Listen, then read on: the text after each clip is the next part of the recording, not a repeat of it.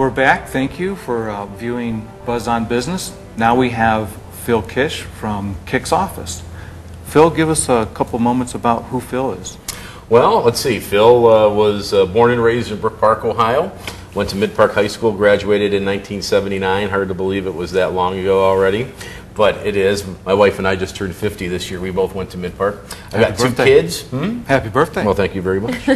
It was a big one this year, that's for sure.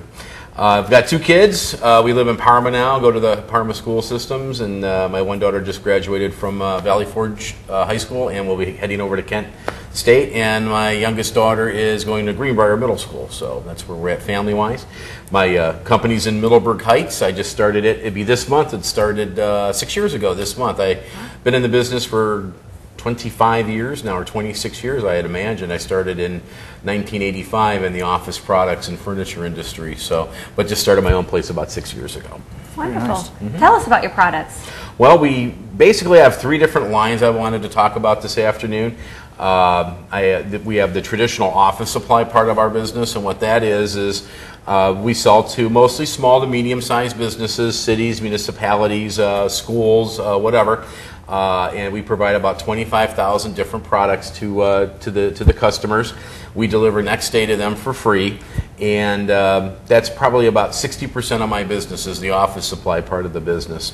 The other part of the business, or the other little part, is our furniture side of the business, and that is, again, providing desk chairs, files, panel systems, new and used furniture to, again, all those small businesses here in Northeast Ohio. And the third part of the business is the advertising specialty part of the business, which, like, I have a little example of that right here. This is one of the newer promotions. It's obviously one of those fans, for wind generating fans, and you can put your company logo in it. But that's a whole other part of our business is advertising specialties, the pens, flash drives, things like that, and of course all these new things that are constantly coming out there. They're kind of a lot of fun. This thing actually works off of a USB drive, so it's meant to be put on someone's desk, plugged into their computer, and then it operates off the electricity off your computer. Or you can get it with the little electrical. I can't remember what you call them, but you know what I mean. The solar power. Oh. You can get a little solar power panel that actually would power that too. It really is neat.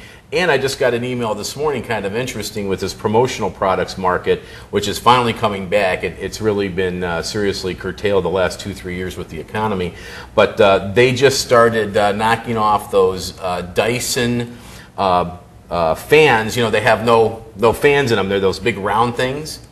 So those Dyson fans that don't have blades. And they've been advertising those really heavy on TV. We're actually going to be able to distribute those here really soon too, the actual Dyson fans. But for about $39, we'll get these knockoff fans. They're a little bit smaller, but again, they'll be something really different and interesting for the desktop for any of your clients, or like a nice professional gift for the holiday season or something like that. So that's the three parts of our business. Now, what got you involved with this type of business? That's a really great question. 25, 30 years ago, after I graduated high school, I went to college for a couple years, but didn't really care for it. So I really wanted to get out there and make money. I guess, you know, the entrepreneurial thing. But I also was very interested in medicine. So I got into nursing school. It turned out the nursing school I got into folded that year. This was the old there were people on the west side. I can't remember the name right now. But anyway, I was in a nursing school, and then that went under. So I got into a paramedic program at Marymount Hospital. And I worked as a paramedic for an ambulance service, physician's ambulance, for about 3-4 years. And I loved the job, but it was also a very depressing kind of job. But through a mutual friend, people that I went to high school with, the father and son, were starting their own business, an office supply business. And we always felt that I'd be a good salesman. And that's what happened. I got hired by them. It was my first sales job ever. And the training was, I went one day out with the father and a half a day out with the son. And on the third day, I started on West 117th and Detroit Road making cold calls, scared to death. That's how I got started in the office supply business. It really was not so much that I was selling office supplies and furniture, the biggest thing is I was selling something. I always knew I wanted to try sales. And I'm sure everyone that you'd ever talk to who's involved in sales, you know, it doesn't matter what you're selling yourself. You know, Ken, you're selling your business.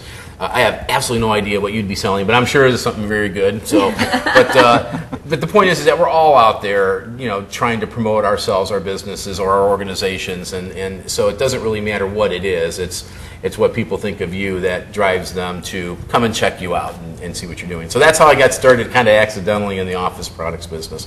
But I liked it. It was B2B sales.